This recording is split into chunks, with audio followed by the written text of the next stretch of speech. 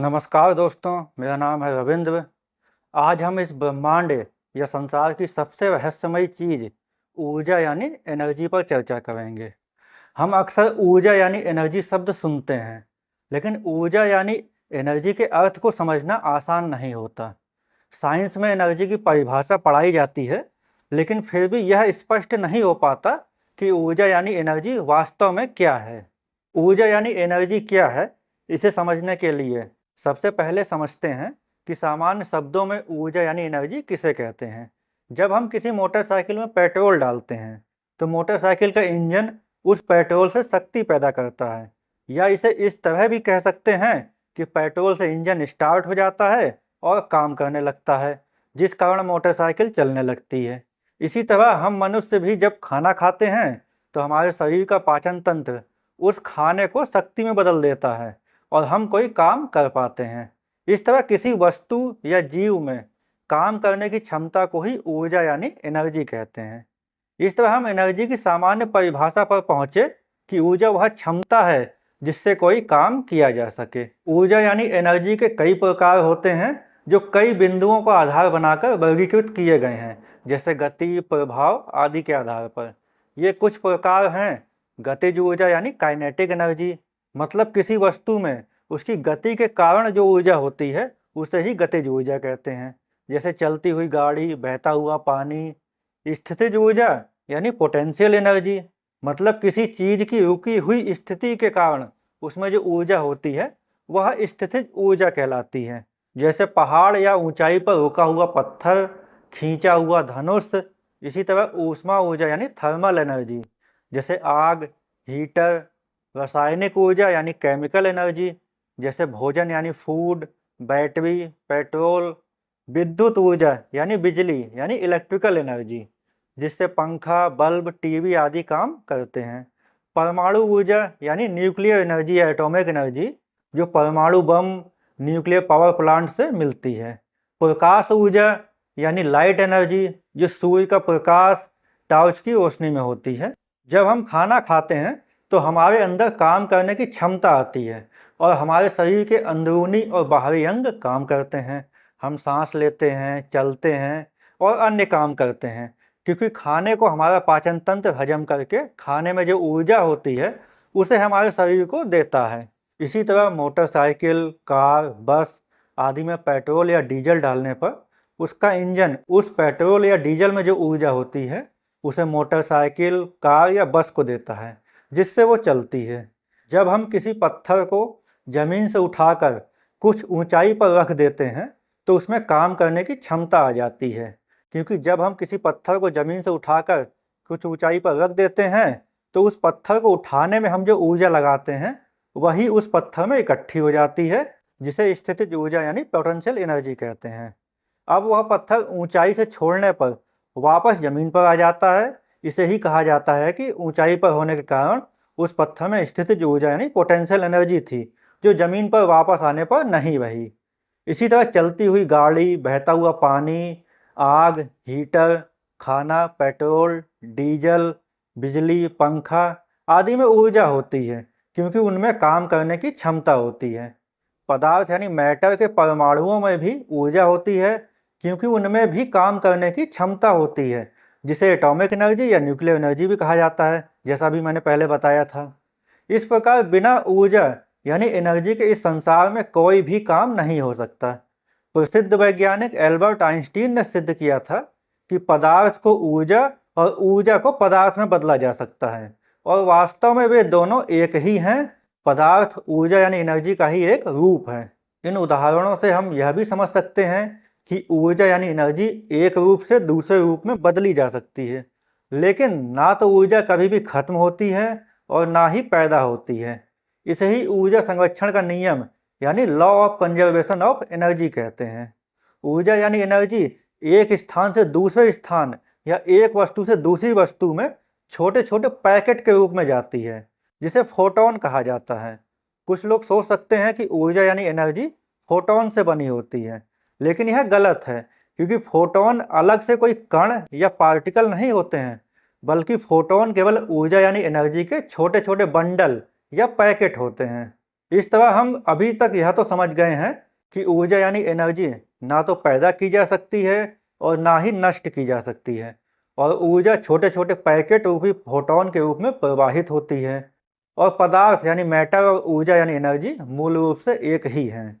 परंतु अगर हम गहराई से सोचें तो पता चलता है कि ऊर्जा यानी एनर्जी की परिभाषा यह नहीं बताती कि एनर्जी वास्तव में क्या है, यानी एनर्जी की मूलभूत प्रकृति यानी इंट्रिंसिक नेचर क्या है। मतलब जिस तरह से हम पदार्थ यानी मैटर को जानते हैं और उसके अवयवों यानी एलिमेंट्स को जानते हैं, यानी मैटर इलेक्ट्रॉन क्वार्क आदि एलिमेंट भी पार्टिकल्स से बना है, लेकिन उसी तरह से हम एनर्जी को नहीं जानते कि एनर्जी की मूलभूत प्रकृति यानी इंट्रिंसिक नेचर क्या है। इसे समझने के लिए हम इस प्रश्न पर विचार करते हैं कि कब कहा जाता है कि किसी वस्तु या किसी सिस्टम यानी वस्तुओं के एक विशेष संयोजन में ऊर्जा यानी एनर्जी है। इसका जवाब है जब उस वस्तु या उस सिस्टम में काम करने की क्षमता होती है, तभी हम कहते हैं कि उसमें ऊर्जा यानी एनर्जी है। और जब उस वस्तु या सिस्टम में काम करने की क्षमता नहीं रहती है तो हम कहते हैं कि उसमें ऊर्जा यानी एनर्जी नहीं है। हम एक पत्थर को जमीन से उठाकर कुछ ऊंचाई पर रख दें तो उसमें अपनी स्थिति के कारण काम करने की क्षमता आ जाती है। इसे ही स्थितिज ऊर्जा यानी पोटेंशियल एनर्जी कहते हैं। इसी तरह किसी चलती हुई वस्तु या सिस्टम में अपनी गति की स्थिति के कारण काम करने की क्षमता आती है, जिसे गतिज ऊर्जा यानी काइनेटिक एनर्जी कहा जाता है। इसी तरह ऊर्जा के अन्य रूपों में भी उस वस्तु या सिस्टम की किसी विशेष स्थिति के कारण ही उसमें काम करने की क्षमता होती है, और जब वह विशेष स्थिति नहीं रहती तो उस वस्तु या सिस्टम में ऊर्जा यानी एनर्जी भी नहीं रहती है। इसका अर्थ है कि किसी वस्तु या सिस्टम के एक विशेष अवस्था यानी स्टेट में होने पर ही उसमें ऊर्जा यानी एनर्जी होती है।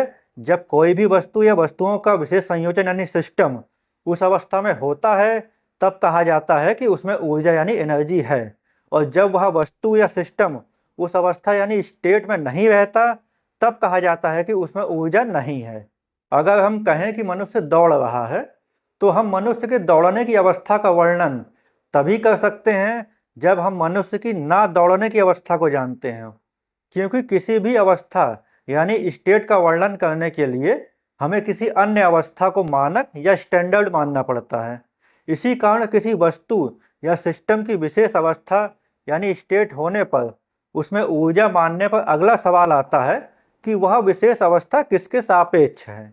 इसका जवाब है कि वह अवस्था उस स्थिति के सापेक्ष होती है जब उस वस्तु या सिस्टम में ऊर्जा यानी एनर्जी नहीं होती है, जिसे उसकी सामान्य अवस्था यानी नॉर्मल स्टेट कहते हैं। जैसे जब एक पत्थर जमीन से कुछ ऊंचाई पर रखा होता है तो उसमें स्थितिज ऊर्जा यानी पोटेंशियल एनर्जी होती है, लेकिन जब वही पत्थर जमीन पर रखा होता है तो उसमें स्थितिज ऊर्जा नहीं होती है। इस प्रकार जमीन की स्थिति ऊंचाई पर रखे पत्थर के लिए सामान्य अवस्था यानी नॉर्मल स्टेट है। इसी तरह गतिज ऊर्जा, विद्युत ऊर्जा, परमाणु ऊर्जा आदि ऊर्जा के अन्य रूपों से युक्त सिस्टम के लिए भी शून्य ऊर्जा की अवस्था ही सामान्य अवस्था यानी नॉर्मल स्टेट होती है। तो अब हम दो अवस्थाओं को समझ चुके हैं। मतलब किसी वस्तु या सिस्टम की दो अवस्थाएं होती हैं, एक होती है सामान्य अवस्था यानी नॉर्मल स्टेट, और दूसरी वह जब उसमें ऊर्जा यानी एनर्जी होती है। इसे इस तरह भी कहा जा सकता है कि किसी वस्तु या सिस्टम में ऊर्जा यानी एनर्जी होने का मतलब है कि वह वस्तु या सिस्टम अपनी सामान्य अवस्था यानी नॉर्मल स्टेट से हटा हुआ या विचलित यानी डिविएटेड है। इस प्रकार जब वस्तु या सिस्टम अपनी सामान्य अवस्था यानी नॉर्मल स्टेट में होते हैं तो उनमें ऊर्जा यानी एनर्जी नहीं होती, लेकिन जब वो अपनी सामान्य अवस्था से विचलित हो जाते हैं तो उनमें ऊर्जा होती है। इससे पता चलता है कि ऊर्जा यानी एनर्जी और कुछ नहीं बल्कि सामान्य अवस्था से विचलन है, यानी energy is a deviation from normal state. इस प्रकार अब हम ऊर्जा के स्वरूप और उसकी परिभाषा पर पहुँचे हैं, लेकिन यह परिभाषा भी पूर्ण नहीं है, क्योंकि इस परिभाषा में बताई गई सामान्य अवस्था यानी नॉर्मल स्टेट पर हमने पूर्णता से विचार नहीं किया है। मतलब पूरी तरह से यह नहीं बताया है कि सामान्य अवस्था यानी नॉर्मल स्टेट वास्तव में है क्या। मैंने पहले बताया है कि सामान्य अवस्था यानी नॉर्मल स्टेट शून्य ऊर्जा की अवस्था होती है। फिर मैंने आगे समझाया कि ऊर्जा यानी एनर्जी सामान्य अवस्था से विचलन यानी डेविएशन है। इसे गहराई से समझने के लिए हम फिर से जमीन से कुछ ऊंचाई पर रखे हुए पत्थर वाले उदाहरण पर लौटते हैं। मैंने बताया कि जमीन से कुछ ऊंचाई पर रखे हुए पत्थर में स्थितिज ऊर्जा यानी पोटेंशियल एनर्जी होती है, क्योंकि वह जमीन पर रखी हुई अवस्था से विचलित अवस्था में है, जो कि उस पत्थर की शून्य स्थितिज ऊर्जा वाली अवस्था है, और यह विचलन ही उस पत्थर की स्थितिज ऊर्जा है। अब हम उस पत्थर को जमीन पर रख देते हैं तो वह अपनी सामान्य अवस्था यानी नॉर्मल स्टेट में आ जाता है।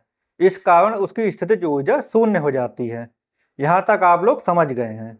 आगे बढ़ने से पहले आपको यह महत्वपूर्ण बात बता दूं कि ऊर्जा को जितने भी प्रकारों जैसे स्थितिज ऊर्जा, गतिज ऊर्जा, सौर ऊर्जा, परमाणु ऊर्जा, विद्युत ऊर्जा आदि में बांटा गया है, वह केवल अध्ययन की सुविधा के लिए बांटा गया है, क्योंकि वास्तव में ऊर्जा के प्रकारों के बीच कोई काले या सफ़ेद रंग जैसा कोई अंतर नहीं होता, और सभी प्रकार की ऊर्जा यानी एनर्जी एक ही है।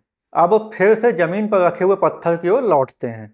जैसा कि मैंने बताया कि जमीन पर रखा हुआ पत्थर अपनी सामान्य अवस्था यानी शून्य ऊर्जा की अवस्था में है, लेकिन क्या वास्तव में उस पत्थर में कोई ऊर्जा नहीं है?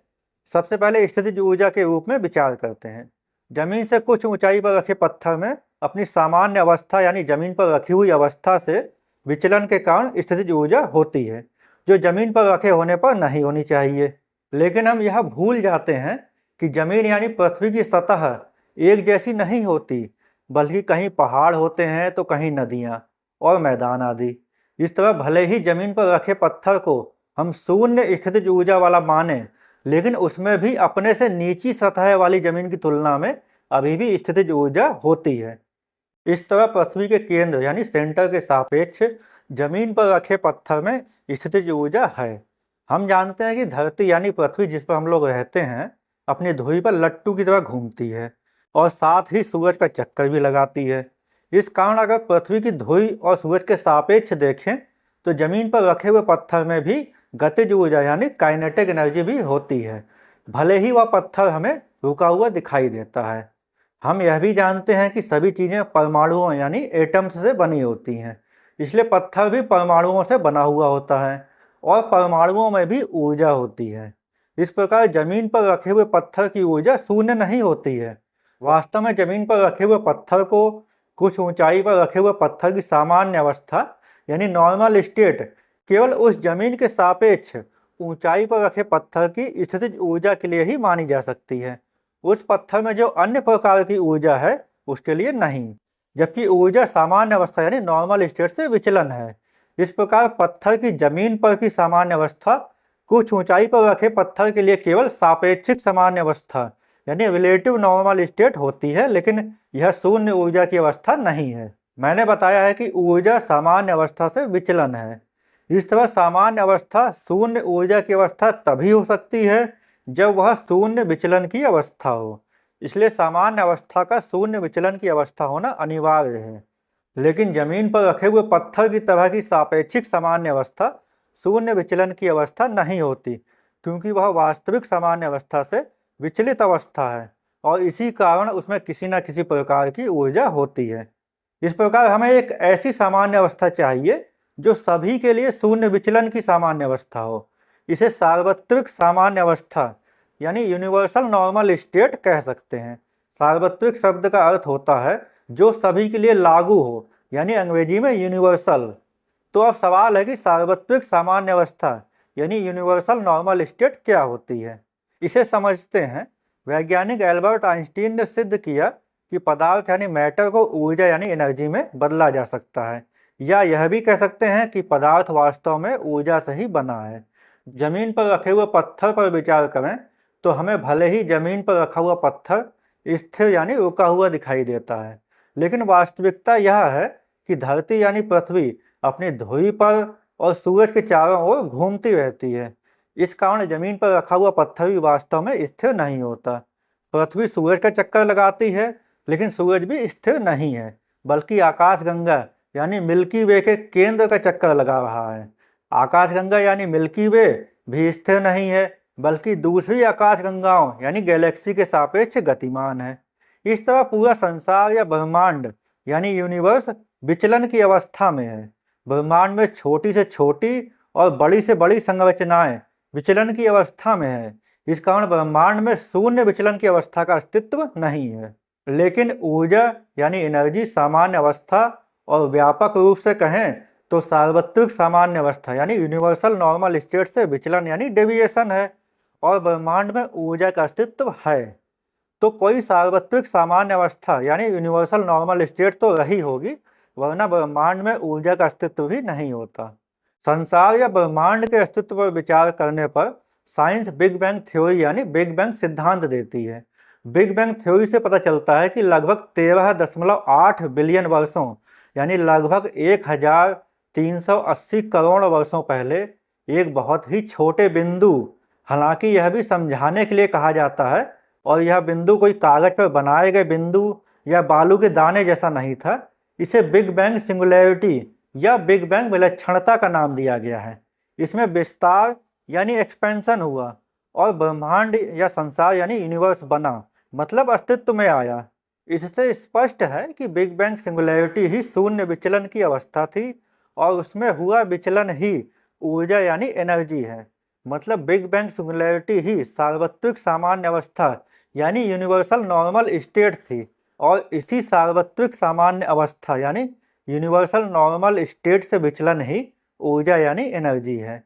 इस तरह अब हम ऊर्जा के स्वरूप को पूरी तरह से समझने की स्थिति में पहुंचते हैं कि ऊर्जा सार्वत्रिक सामान्य अवस्था से विचलन है, यानी energy is a deviation from the universal normal state. इस तरह ऊर्जा यानी एनर्जी किसी अन्य चीज से उसी तरह नहीं बनी हुई है जैसे कोई मशीन अपने पार्ट्स और पदार्थ यानी मैटर, इलेक्ट्रॉन, क्वार्क आदि मूल कणों यानी एलिमेंट्री पार्टिकल्स से बना होता है, बल्कि सार्वत्रिक सामान्य अवस्था यानी यूनिवर्सल नॉर्मल स्टेट से विचलन मात्र है। इसी कारण ब्रह्मांड में पदार्थ ऊर्जा संरक्षण का नियम यानी law of mass energy conservation लागू होना संभव हो सका है। मतलब बिग बैंग के द्वारा सार्वत्रिक सामान्य अवस्था यानी यूनिवर्सल नॉर्मल स्टेट में हुआ विचलन यानी डेविएशन ही ऊर्जा या एनर्जी है, और इसी एनर्जी से पदार्थ बना। और एनर्जी एक वस्तु या सिस्टम से दूसरी वस्तु या सिस्टम में केवल ट्रांसफर हो सकती है, लेकिन ना तो नष्ट हो सकती है और ना ही उत्पन्न हो सकती है, क्योंकि अब ब्रह्मांड सार्वत्रिक सामान्य अवस्था यानी यूनिवर्सल नॉर्मल स्टेट में नहीं पहुंच सकता, और सार्वत्रिक सामान्य अवस्था यानी यूनिवर्सल नॉर्मल स्टेट में जो विचलन हुआ वह आज तक बना हुआ है। यहाँ मैं यह भी बता दूं कि विज्ञान से हम जानते हैं कि ब्रह्मांड यानी यूनिवर्स का प्रसार हो रहा है, मतलब ब्रह्मांड फैल रहा है, लेकिन इसका यह मतलब नहीं है कि सार्वत्रिक सामान्य अवस्था यानी यूनिवर्सल नॉर्मल स्टेट से विचलन यानी डेविएशन बढ़ रहा है, और इस कारण ब्रह्मांड में ऊर्जा यानी एनर्जी भी बढ़ रही है, क्योंकि विचलन यानी डेविएशन और प्रसार यानी एक्सपेंशन एक ही नहीं है। इसीलिए भले ही ब्रह्मांड फैल रहा हो, लेकिन विचलन यानी डेविएशन के बढ़ने या घटने जैसी बातें करना ही अर्थहीन है। वास्तव में ब्रह्मांड यानी यूनिवर्स या तो सार्वत्रिक सामान्य अवस्था यानी यूनिवर्सल नॉर्मल स्टेट में होगा, और इस कारण उसकी ऊर्जा यानी एनर्जी शून्य होगी, या वह विचलन यानी डेविएशन की अवस्था यानी स्टेट में होगा, और इस कारण उसमें ऊर्जा यानी एनर्जी होगी। इसके बीच की कोई अवस्था संभव ही नहीं है। तो दोस्तों, वीडियो अच्छी लगी हो तो वीडियो को लाइक करिए, कमेंट करिए, और फिलोसोफर रवि चैनल को सब्सक्राइब करिए। मिलते हैं एक नए वीडियो में एक नए विचार के साथ। धन्यवाद, नमस्कार।